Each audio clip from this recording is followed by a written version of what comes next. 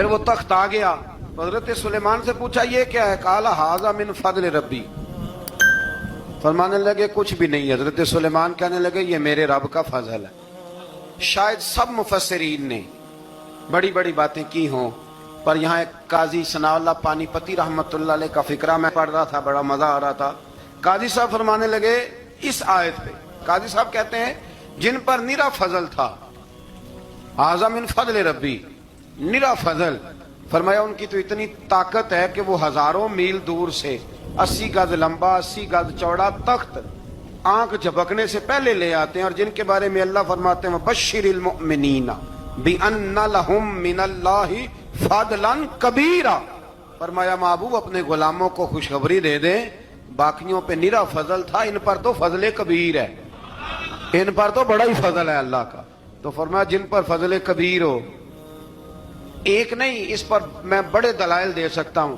کرامات اولیاء پر میں بڑے ہی دلائل دے سکتا ہوں، بڑے۔ غوث اعظم رضی اللہ تعالیٰ عنہ کے بعد بادشاہ آیا تو کہنے لگا پیر تب مانوں گا جب سیب کھلائیں گے، سیب کا موسم ہی نہیں تھا۔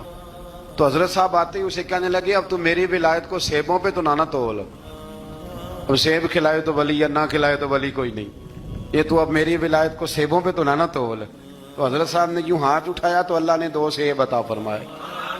تو وہاں جملہ ہے حضور غوث اعظم کا، فرمانے لگے اگر اللہ حضرت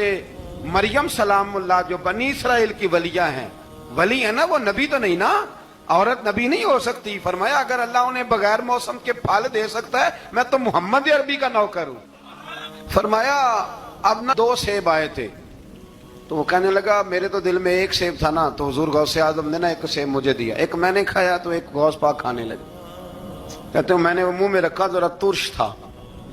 تو میرے چہرے کا وہ رنگ دیکھ کے نا، اثر دیکھ کے کہ تلخی محسوس، تو غوث اعظم کہنے لگے میرے والا کھا، تو 1 انہوں نے کاٹ کے ٹکڑا دیا، کہتے کھایا تو بڑا میٹھا تھا، تو میں نے کہا حضور آئے تو دونوں ہی غیب سے ہیں،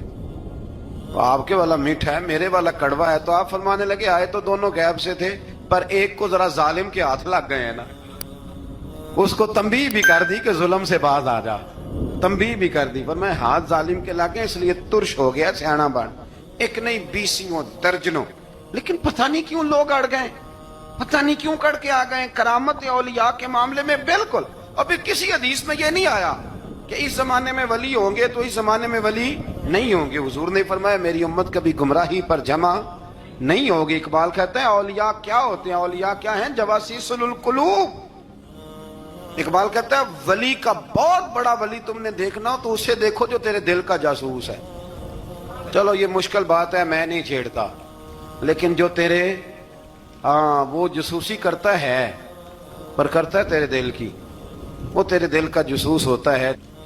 ولی، اور اس پر حضور کی حدیث ہے، فرمایا اس کی فراست قلبی سے ڈر، یہ اللہ کے نور سے دیکھتا ہے، ڈر اس کی فراست قلبی سے، اللہ توفیق عطا فرمائے۔ 12 اس ولی کا نام تھا آصف بن برخیہ۔ آصف بن برخیہ جی حضرت سلیمان کے وزیر تھے۔ وہ آئی ملکہ بلقیس، اور جب وہ آئی نا تو اس نے دیکھا کہ یہ تو آگے سامنے حضرت سلیمان بیٹھے ہیں، اور جو رستہ ہے نا درمیان میں وہ فرش ہے کہ دریا ہے سمجھ نہیں آ رہی، تو اس نے نا اپنا یوں کر کے اوپر کپڑا اٹھانا شروع کر دیا کہ نیچے پانی ہے، تو حضرت سلیمان کہنے لگے چلتی آ، نیچے کچھ بھی نہیں۔ اس نے پیر رکھا، نیچے مچھلیاں بھی تیرتی جا رہی تھیں۔ حضرت سلیمان علیہ الصلوۃ والسلام، آج بھی اللہ نے توفیق دی ہے نا، لوگوں نے اس طرح کی تعمیرات بعد میں کی ہیں، لیکن اس کے موجد، اس کے پہلے بنانے والے حضرت سلیمان ہیں اللہ کی دی ہوئی توفیق سے۔ تو وہ ملکہ آپ کے پاس آئی، پھر وہ آپ کی فرما بردار ہو گئی، اور بعد مفسرین نے یہ لکھا ہے کہ اس نے جب کلمہ پڑھا تو پھر اس کا نکاح بھی حضرت